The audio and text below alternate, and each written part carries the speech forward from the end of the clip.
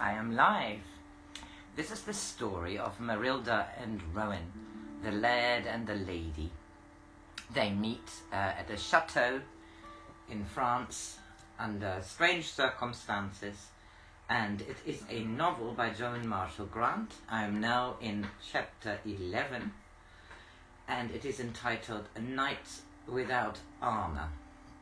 The other chapters are all uploaded. Chapter 11. Rowan drove with one hand, except when the road twisted through high hills and a sharp corner required that he borrowed the other from Marylda. Happy? He asked. Gloriously, irresponsibly, incredibly happy. Isn't it an odd feeling, being happy, I mean? New to me? New to you too? He tried not to feel glad when she told him she had never been happy before. It's so lovely that we fell in love without knowing anything about each other. It makes everything so beautifully private, she said.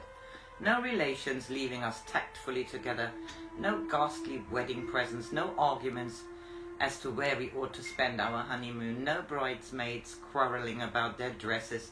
By the way, darling, how do we get married in France? I've arranged all.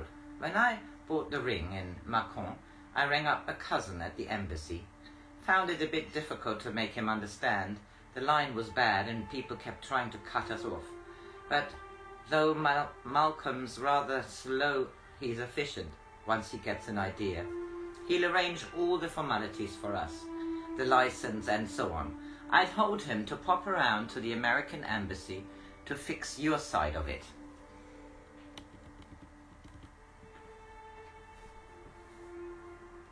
She laughed.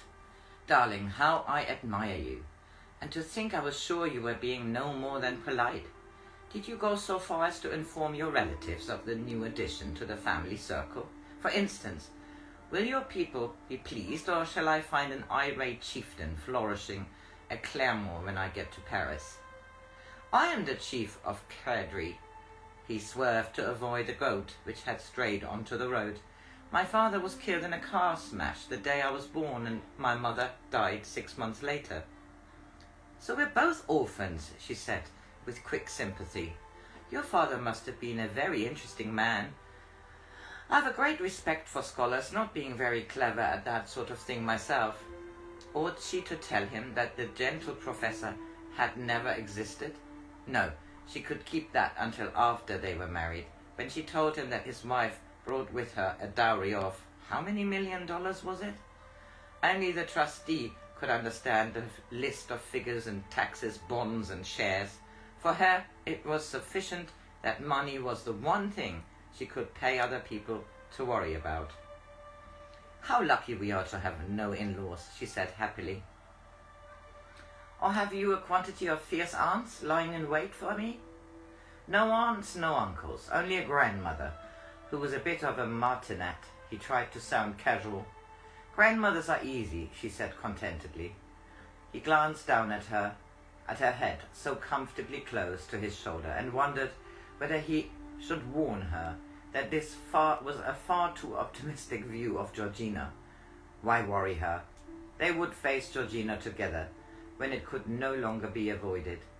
They lunched together in Saulieu, and instead of taking the road again, wandered hand in hand along deserted streets in the shadow of ancient houses.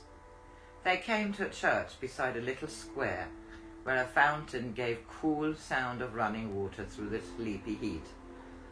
I want to go inside, said Marylda.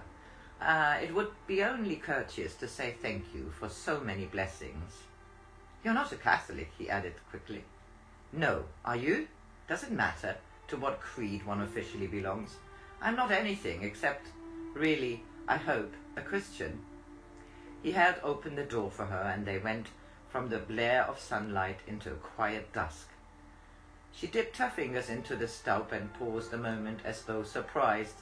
Then she touched herself on the forehead and mouth and kissed him. There, she said, now we have shared a blessing. The significance of the gesture, which to her had been spontaneous, escaped him. Sufficient that she felt grateful for the improbable fortune that had brought them together. He was glad that the nave was dark as a pine forest. He could not even let Marylda guess how close he was to tears.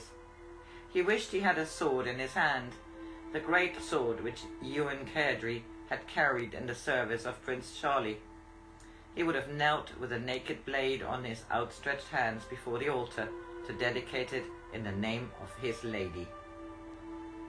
He felt his armour of materialism becoming thin, and he needed it now more than ever before.